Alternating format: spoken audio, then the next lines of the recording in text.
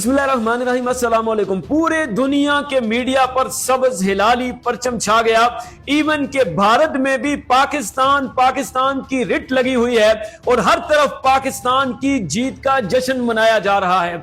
और हर कोई कह रहा है कि जब अमेरिकन सदर डोनाल्ड ट्रंप ये कह चुके थे कि वो ईरान के लिए, उनके लोगों के लिए ईरान को जहन्नम बना देंगे, और ये जो मौजूदा सूरत हाल है इसमें पूरी की पूरी तहजीब को मिटाकर रख देंगे, उससे चंद लम्हे पहले पाकिस्तान ने फील्ड मार्शल आसिम मुनीर साहब ने और शहबाज शरीफ साहब ने राब्ता करके बड़ी जंग रुकवा दी।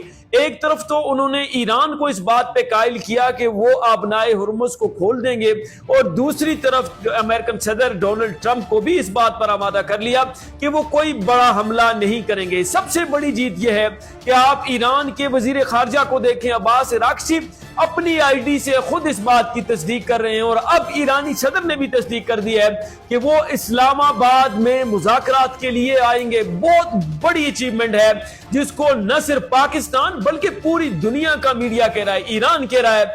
ईरान के लोग पाकिस्तान का झंडा लेकर, अगर आप फुटेजेस में देखें, पाकिस्तान के बैनर्स लेकर रात गए सड़कों पर निकल आए और पाकिस्तान का शुक्रिया अदा किया और पाकिस्तान जिंदाबाद के नारे लगाते रहे। पड़ोस में आप अगर इंडियन को देखें तो उनके तमाम मीडिया पर, इंडियन मीडिया पर पाकिस्तान उनके आसाब पर ऐसा छाया हुआ है कि वो किसी ना किसी तरह पाकिस्तान को टारगेट करने की कोशिश करते हैं, लेकिन हर दफा उनको नाकामी होती है। और अब उनको पता चल चुका है कि पाकिस्तान जो है वो दुनिया में अमन का सफीर बन चुका है। अब कुछ बातें जो आपने आज सोशल मीडिया पे प्रोपेगेंडास भी देखे होंगे, आपको पता है कि मिस इन्फॉर्मेशन और डिस इन्फॉर्मेशन का सिलसिला इतना है, एआई जनरेटेड वीडियोस बहुत ज्यादा हैं। आपने देखा होगा कि वज़ीर-ए-आज़म पाकिस्तान के ट्वीट को जो है वो मुतनाज़ा करने की कोशिश की गई कि जनाब ये ड्राफ्ट में चला गया, इसकी पहली लाइन डिलीट की गई। जो भी था, हम आपकी बात मान लें तो अगर अमेरिका ने ही ये लिख के भेजा था तो फिर इसका मतलब अमेरिका को पाकिस्तान की मदद की जरूरत पड़ गई। अमेरिका ने पाकिस्तान के वज़ीर-ए-आज़म से कहा कि ये ट्वीट करो। अगर आपकी इस दलील को भी हम मान लें तो फिर भी तो पाकिस्तान ने अपना किरदार अदा किया। दूसरी तरफ आप अब्बास अराक्ची का ट्वीट देख लें, जो उन्होंने बात की, पाकिस्तान का शुक्रिया अदा किया।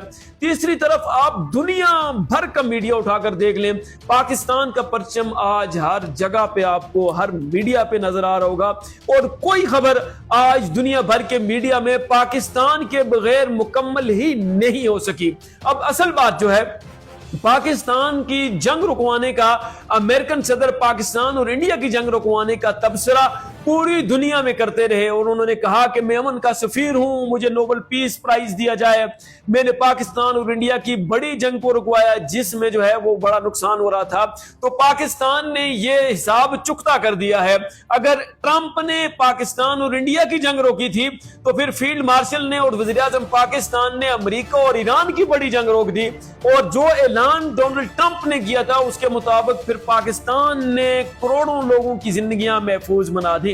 अब यहां पर आपने देखा फरोई इख्तलाफात को भी हवा देने की कोशिश की गई, सियासी इख्तलाफात को भी हवा देने की कोशिश की। हम तमाम चीजों को बालाए ताक रखते हैं, लेकिन ये बात आपको जरूर समझ आ रही होगी कि जो भी हुआ, जैसे भी हुआ, जंग बंदी हुई, 15 दिन का पास था या ये 1 महीने का पास था, पाकिस्तान ने अमन के लिए एक एवर लास्टिंग एफर्ट थी जिसने पूरी दुनिया के अमन को जो है वो दाव पे नहीं लगने दिया, पूरी दुनिया को अमन की तरफ लेकर गया। देखें, आज आबनाए हुर्मुज से जैसा तैसा जो जहाजों ने गुजरना शुरू कर दिया है।